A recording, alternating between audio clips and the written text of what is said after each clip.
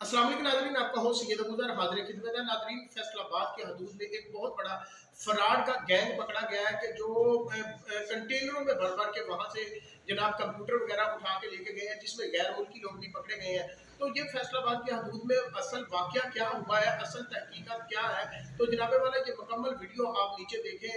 तो जनाब additional director Sarfaraz Chaudhary साहब है, वो उस रेड में शामिल थे, वो मुकम्मल तफसील बता रहे हैं। जानिए मुकम्मल तफसील इस वीडियो में।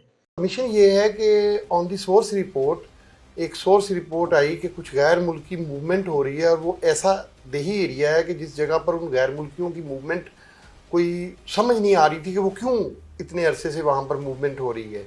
उसके ऊपर हमारे डायरेक्टर जनरल जो NCCI है, national cyber crime investigation agency, Waqaruddin Syed साहब ने एक स्पेशल टीम तश्कील दी और मुझे बतौर एडिशनल डायरेक्टर ऑर्डर किए और डिप्टी डायरेक्टर जो हमारे वहाँ पे आसिफ इकबाल साहब हैं उनकी निगरानी में वहाँ पर रेड हुआ।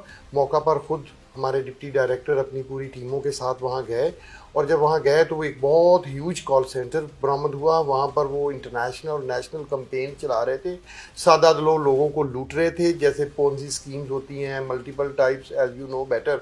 आजकल कॉल सेंटर्स पे जैसे वो लोगों को पैसे हथियाते हैं, हार्ड मनी हथियाते हैं, लोगों को कहते हैं कि जी आप ये करें, ये टास्क को मुकम्मल करें, यहाँ क्लिक करें, ये करें तो आपको इतने पैसे मिलेंगे, इतने मिलेंगे, और उल्टा फिर उन्हीं से पैसे लेके उन्हीं की इन्वेस्टमेंट करवा के और वो फिर उनकी वो वेबसाइट्स बंद कर देते हैं, क्योंकि वो सब फ्रॉड होता है।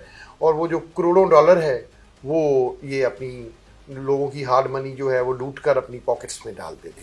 तो जब ये सारी इंफॉर्मेशन शेयर हुई तो डायरेक्टर जनरल, जैसा कि अर्ज़ किया, वकारुद्दीन सैयद साहब ने सख्त अहकाम जारी किए और उन्होंने कहा कि ये कॉल सेंटर्स का कला कमा करें पूरे पाकिस्तान में से। और इसके सिलसिले में आपको पता है कि पिछले दिनों इस्लामाबाद में भी रेड हुए थे, हमारे लाहौर में भी हुए थे, गुजरांवाला में रात भी रेड हुआ है जैसा मैंने आपको जिक्र किया। तो गुजारिश ये है कि लेकिन इन तमाम रेड्स में से सबसे बड़ा और एक ह्यूज सेटअप बरामद हुआ वहाँ पर, जो कि इंटरनेशनल फॉरेनर्स ने, ओवरसीज़ ने मिल के बनाया था और पाकिस्तानी भी कुछ उसमें इन्वॉल्व थे। पाकिस्तानीज़ ने उनके साथ बाकायदा एग्रीमेंट्स किए हुए हैं फॉरेनर्स के साथ इस बिज़नेस के, जो कि हमारी तफ्तीश के दौरान चीज़ें बरामद हुई हैं। और हम इंशाल्लाह on the order of DG NCCIA इसका कला कमा करेंगे और इसकी इन्वेस्टिगेशन को मंतकी अंजाम तक पहुंचाएंगे कि ये अब तक क्या फ्रॉड कर चुके हैं, कितने पैसे का कर चुके हैं। और ये इतनी ह्यूज जो क्वांटिटी में नेशनल और इंटरनेशनल लोग मिल के अप्रॉक्सीमेट 62 लोकल थे और बाकी 149 में से इंटरनेशनल लोग थे, तो डिफरेंट कंट्रीज़ के थे, जिसकी डिस्ट्रीब्यूशन भी आपसे डिस्कस की है। तो ये तमाम जो लोग हैं इस वक्त बिहाइंड द वॉल है, जेल के हवालात के अंदर हैं और इनका 5 दिन का रिमांड हो चुका है। आज कोर्ट ऑफ लॉ में फिर पेश किया था, 5 डेज़ का रिमांड ग्रांट किया है इनका। इनमें ख़वातीन भी हैं, जैसा कि मैंने अर्ज़ किया कि 18 ख़वातीन हैं, जिसमें इंटरनेशनल ख़वातीन भी हैं, फॉरनर्स हैं, तो उनका भी रिमांड हमने हासिल कर लिया है। ऑनरेबल कोर्ट ने हमें उनका रिमांड। चौधरी साहब, ये बताइएगा इनका तरीकाकार क्या था? एक आम आदमी को कैसे हम समझाएंगे कि ये किस तरह का फ्रॉड उनसे करते हैं और ऐसे फ्रॉड से बचना चाहिए लोगों को? बहुत खूबसूरत सवाल है पब्लिक अवेयरनेस के लिए। इसमें सर कोई भी चीज़ जो आपको लालच दे, चाहे ये इस तरह की हो चाहे उस तरह की हो। सपोज़ आपको फ़ोन आता है कि आप बरतानिया में रहते हैं, आपको फ़ोन आता है किसी का कि जी आपको यहाँ पर आईफोन हम 600 पाउंड की बजाय 400 पाउंड में दे देंगे, तो आप समझ लें कि वो फ्रॉड है।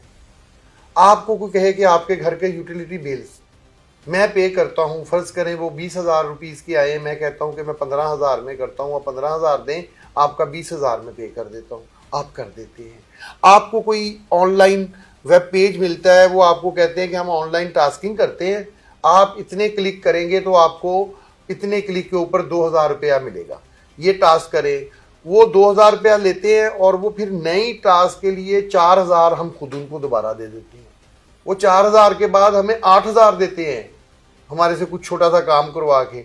हम उसको फिर लोगों से, अपने रिश्तेदारों से, अपनी बेटी के जहेज़ के पैसे पड़े होते हैं, किसी के रिटायरमेंट के बाद ग्रेजुएटी पड़ी होती है, किसी के दफनाने के पैसे पड़े होते हैं, किसी की शादी के पैसे पड़े होते हैं, वो हम सारे इकट्ठे करते हैं और बहन भाइयों से भी देते हैं और ज़्यादा डबल करने के चक्कर में, डबल शाह के केस में हम इन लोगों को थमा देते हैं। अगर वो 10, 20, 30, 40 हज़ार आपको 2-3 ट्रांजैक्शन में देता है और फिर आप उसको 10, 20, 30, 40 लाख दे देते हैं, तो उनके लिए तो कोई मसला नहीं है इन्वेस्टमेंट। इट्स अ पिनट कि चंद हज़ार दिए और ढेरों लाख आपसे वापस ले लिए और फिर आप ढूंढते रहते हैं कि जी वो कौन है, कहाँ से आए थे। तो यही उनका फ्रॉड का तरीका है।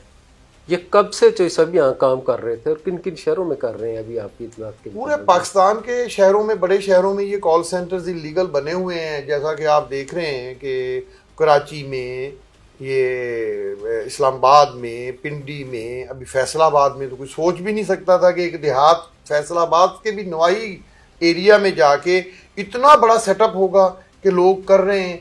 आप ये सोचें ना कि इंटरनेशनल 5-6 कंट्रीज़ के ये लोग हैं, इनको आकर फैसलाबाद में आगे एक गांव मिला के जहां पर ये चलें, वहां पर किसी ने इनको सेफ्टी दी होगी, किसी ने सिक्योरिटी दी होगी, किसी ने इनको प्रोटेक्शन दी होगी, कोई ना कोई इसके सहूलतकार हो। की डिटेल्स इंटरनेशनली इनसे इन्वेस्टिगेशन, जैसा कि मैंने बताया कि आज इनका 5 दिन का रिमांड मिल गया है, तो उसमें यही सारी हमारी टीम तफ्तीश करेगी।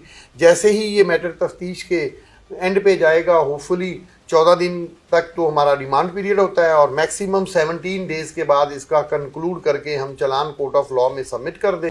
वो अभी तो आपको जैसा अर्ज किया कि उनको वहाँ पर उनके वर्क प्लेस से उठाकर गिरफ्तार करके लाए, ये सारी चीज़ें हम उसको प्रोब करेंगे। और हमारे जो दूसरी हमारी पैरेलल इन्वेस्टिगेशन एजेंसी है FIA, अगर ये इलीगल वीज़ों पे या इलीगल वे से पाकिस्तान में तशरीफ़ लाए होंगे तो वो इंशाल्लाह हमारा FIA का जो एक और सर्कल है, anti human trafficking circle AHTC, वो इनको उसके ऊपर उस पर भी कार्रवाई होगी, फिर इनके वहाँ भी पर्चे होंगे अगर ये इलीगल यहाँ पर ट्रैवल किया हो तो।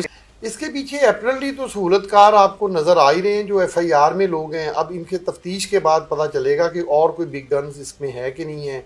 एक तो वो इसमें हमने FIR में जो वहाँ लोकल है जिसकी वो प्रीमिसेस थी, शायद उनका नाम तहसीन आवान है, if I am not wrong, तो वो उसको हमने बिल्कुल एज़ पर ला, क्योंकि हमारी मिनिस्ट्री का भी ऑर्डर है कि इन चीज़ों पे कोई किसी के लिए रियायत नहीं है, चाहे कोई भी इसमें इन्वॉल्व हुआ हम इंशाल्लाह उसको जी। वो उस वक्त मौका पर मौजूद नहीं थे क्योंकि प्रीमिसेस उनकी थी जो अभी तक रिपोर्टेडली उन्हीं की प्रीमिसेस थी और उन्हीं की वो साथ उनके कुछ कॉन्ट्रैक्ट्स की हुए थे कि जो भी उनके एग्रीमेंट्स होंगे फॉरेनर्स के और लोकल्स के, तो वो तमाम कुछ डॉक्यूमेंट्स हमारे पास अवेलेबल हुए हैं। वो बहुत इंपॉर्टेंट डॉक्यूमेंट्स हैं, उनकी हम तफ्तीश इंशाल्लाह कर रहे हैं, आपको जल्द उसको मंतकी अंजाम तक पहुंचा कर देंगे।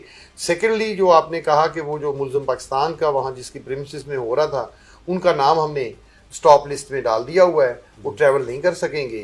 तो बाकी वो इंशाल्लाह कानून अपना रास्ता लेगा। हमारे इल्म में नहीं है, एजेंसियों के लिए कोई भी बाअसर नहीं होता, कोई भी बाइख्तियार नहीं होता, चाहे वो किसी सियासी पार्टी से हो, चाहे वो ना हो, चाहे वो सोशली कोई बहुत एक्टिविस्ट हो, बहुत मशहूर हो। हम लोगों के लिए ये इम्पोर्टेंट नहीं है। इम्पोर्टेंट ये है कि अगर उसने क्राइम किया है तो इंशाल्लाह हम उसको कैफरे करदार तक पहुंचाएंगे।